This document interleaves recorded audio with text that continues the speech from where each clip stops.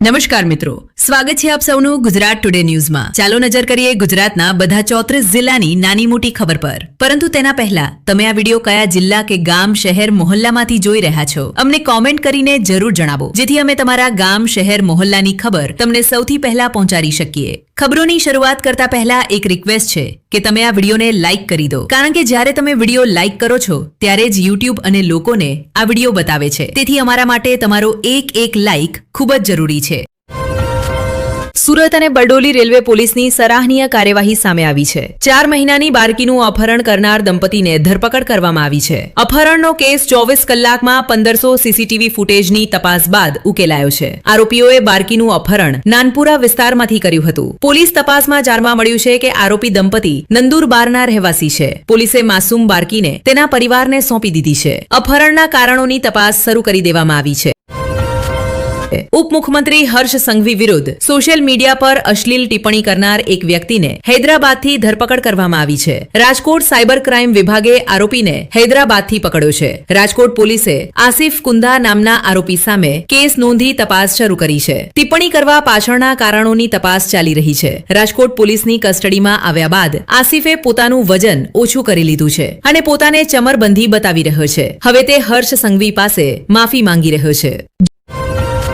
જૂનાગઢમાં મંગરોળ સ્થિત gas station પર લોકોની લાંબી લાઈનો લાગી છે। ગ્રાહકો ગેસ સિલિન્ડર લેવા માટે બેચેન બન્યા છે। પોલીસને ગેસ સ્ટેશનની બહાર સુરક્ષા દળ તૈનાત કરવા પડ્યા છે। ગેસ સિલિન્ડર માટે 25 દિવસની નોંધણીની શરતને લઈને પણ લોકોમાં રોષ જોવા મળી રહ્યો છે। ગાંધીનગર વિધાનસભામાં ગેસની અછતનો મુદ્દો ઉઠાવવામાં આવ્યો છે। ગુજરાતમાં એલપીજી ગેસ અને ઈંધણની સ્થિતિ પર સરકારના પુરવઠા મંત્રી રમણ સોલંકીએ જણાવ્યું છે કે રાજ્ય સરકાર એલપીજીની સમસ્યા અંગે ચિંતિત છે। એલપીજીની સ્થિતિ પર સતત નજર રાખવામાં આવી રહી છે। ગુજરાતમાં 41.6 લાખ એલપીજી સિલિન્ડર ઉપલબ્ધ છે। ગૃહિણીઓ, સંસ્થાઓ અને હોસ્પિટલોને ગેસની ઉપલબ્ધતા સુનિશ્ચિત કરવા માટે વ્યવસ્થા કરવામાં આવી છે। ગેડ વિસ્તારમાં પાણી ભરાવાની સમસ્યા જૂન 2026 સુધી ઉકેલાઈ જશે। જળ સંસાધન મંત્રી ઈશ્વર પટેલે વિધાનસભામાં આ દાવો કર્યો છે। ગેડ વિસ્તારમાં પાણી ભરાવાની સમસ્યાનું સમાધાન થઈ જશે। કોંગ્રેસ ધારાસભ્ય વિમલ ચુડાસમાએ પ્રશ્ન ઉઠાવ્યો કે ગેડ પંથક માટે 1425 કરોડ રૂપિયાની યોજના બનાવવામાં આવી છે। આ યોજના 3 તબક્કામાં પૂર્ણ કરવામાં આવશે। આ મુદ્દે વિરોધ પક્ષના ધારાસભ્ય વિમલ ચુડાસમાનું દાસમાનું કહેવું છે કે ગૃહમાં જળ સંસાધન મંત્રીને ગેડની સમસ્યા અંગે અનેક પ્રશ્નો પૂછવામાં આવ્યા હતા। ગાંધીનગરમાં રાજ્ય સરકારે રાજ્યમાં ગેસની સ્થિતિને લઈને કાર્યવાહી કરી છે। ગેસ સિલિન્ડરની કાળાબજારી અને જથ્થાબંધી રોકવા માટે આગોતરી યોજના બનાવવામાં આવી છે। રાજ્ય સ્તરીય દેખરેખ સમિતિની રચના કરવામાં આવી છે। પુરવઠા વિભાગની મુખ્ય સચિવ મોના ખંડેરની અધ્યક્ષતામાં આ સમિતિ રચાઈ છે। રાજ્યના દરેક જિલ્લામાં પણ એક દેખરેખ સમિતિની રચના કરવામાં આવી છે। જિલ્લા કલેક્ટરને દેખરેખ સમિતિના અધ્યક્ષ બનાવવામાં આવ્યા છે। પુરવઠા તથા અન્ય વિભાગોના મુખ્ય અધિકારીઓ પણ સમિતિના સભ્ય છે। એક તરફ રાજ્યના કેટલાક વિસ્તારોમાં એલપીજી ગેસ માટે લાંબી લાઈનો લાગી છે। બીજી તરફ રાજ્ય સરકારના ખોરાક અને નાગરિક પુરવઠા મંત્રી રમણ સોલંકીએ ટીવી 9 સાથે વિશેષ વાતચીતમાં જણાવ્યું છે કે સરકાર પાસે એલપીજીનો પૂરતો જથ્થો છે, તેથી ચિંતા કરવાની કોઈ જરૂર નથી। રાજ્યસભામાં સાંસદ મયંક નાયકે બુલેટ ટ્રેનના કામ અંગે પ્રશ્ન પૂછ્યો હતો। રેલવે મંત્રી અશ્વિની વૈષ્ણવે તેનો જવાબ આપ્યો હતો। રેલવે મંત્રીએ જણાવ્યું કે બુલેટ ટ્રેન પ્રોજેક્ટનું કામ ખૂબ ઝડપથી ચાલી રહ્યું છે।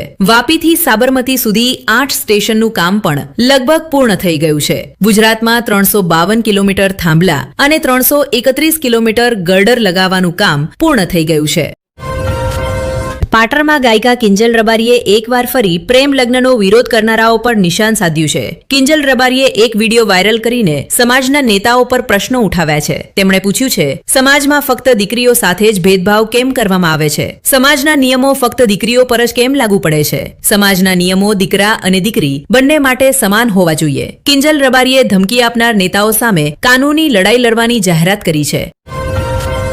ગેસ સિલિન્ડર સંબંધે મુખ્યમંત્રી ભૂપેન્દ્ર પટેલે જણાવ્યું છે કે રાજ્યમાં ગેસ સિલિન્ડરની કોઈ સમસ્યા નથી। ગેસ સિલિન્ડર માટે દોડધામ કરવાની કોઈ જરૂર નથી। તમામ માટે પૂરતો ગેસ ઉપલબ્ધ છે અને લોકોને સહેલાઈથી ગેસ મળી શકે છે। રાજકોટ રેલનગરમાં એક કારે બાઇક સવારને ટક્કર મારી હતી। અકસ્માતમાં બાઇક સવાર ગંભીર રીતે ઘાયલ થયો છે। શક્ય છે કે અકસ્માત કારની ઝડપી ગતિના કારણે થયો હોય। સીસીટીવી ફૂટેજના આધારે તપાસ કરવામાં આવી રહી છે। ગાંધીનગરમાં ભાજપે ગેસ સિલિન્ડર મુદ્દે કોંગ્રેસને કરારો જવાબ આપ્યો છે. ભાજપ ધારાસભ્ય મહેશ કસવાલાએ કહ્યું છે કે દેશ અને રાજ્યમાં ગેસની કોઈ અછત નથી. કોંગ્રેસ સરકાર વિરોધી માહોલ બનાવવાનો પ્રયાસ કરી રહી છે. ગઈકાલે હોર્મુઝથી ગુજરાત માટે એક જહાજ રવાના થયું છે. એક સમયે મામા મામી અને બુઆ મામી સુધીના લોકોને ગેસ કનેક્શન મળ્યા હતા. ઉજ્જવલા યોજના હેઠળ 12 કરોડ લોકોને ગેસ કનેક્શન મળી ચૂક્યા છે.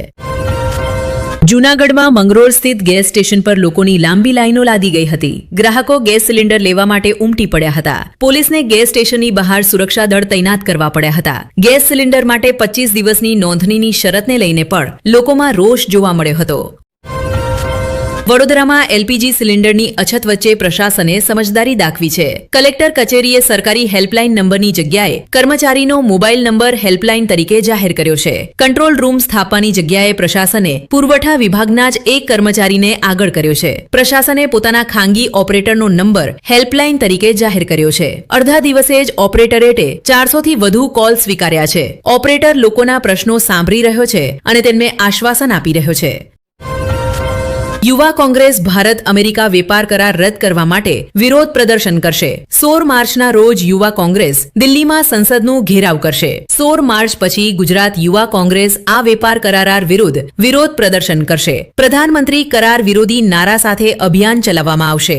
યુવા કોંગ્રેસનો આરોપ છે કે આ વેપાર કરારના કારણે 140 કરોડ દેશવાસીઓનો ડેટા અમેરિકાના હાથમાં જઈ જશે. અરાવલી જિલ્લાના શામળાજી નજીક ગોળીબારની ઘટના સામે આવી છે. માહિતી અનુસાર પ્રતિબંધના ભંગના આરોપમાં ધરપકડ કરાયેલા આરોપીને રાજસ્થાનથી લાવવામાં આવી રહ્યો હતો. ત્યારે તેણે રસ્તામાંથી ભાગવાનો પ્રયાસ કર્યો હતો.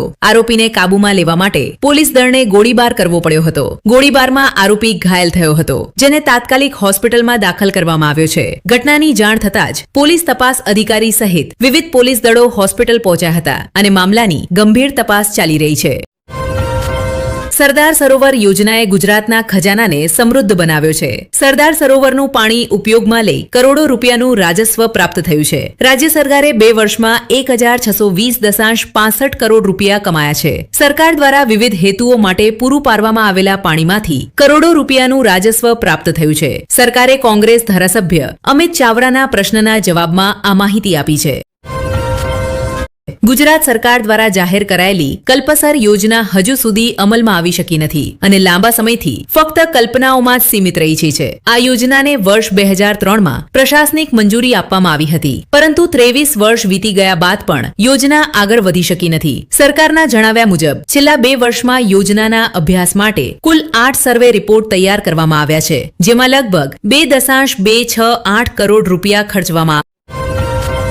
ઈરાનના સર્વોચ્ચ નેતા મોજત્તબા ખામેનેઈ વિશે નવીનતમ માહિતીમાંથી ચોંકાવનારા દાવાઓ સામે આવ્યા છે. બ્રિટિશ અખબાર દસે દાવો કર્યો છે કે સર્વોચ્ચ નેતા ખામેનેઈ હાલ કોમામાં છે અને તેમનો એક પગ કાપવો પડ્યો છે. અખબાર મુજબ ખામેનેઈના પેટ અને લીવર પર પણ ગંભીર ઈજાઓ પહોંચી છે. જોકે મોજત્તબા ખામેનેઈનો પહેલો સંદેશ ગઈકાલે જારી કરવામાં આવ્યો હતો, જેના કારણે તેમના આરોગ્યને લઈને અનેક ચર્ચાઓ શરૂ થઈ છે. સર્વોચ્ચ નેતાના સંદેશ બાદ બ્રિટિશ અખબારના આ દાવાએ આંતરરાષ્ટ્રીય સ્તરે વિવાદ અને ચર્ચાને જન્મ આપ્યો છે.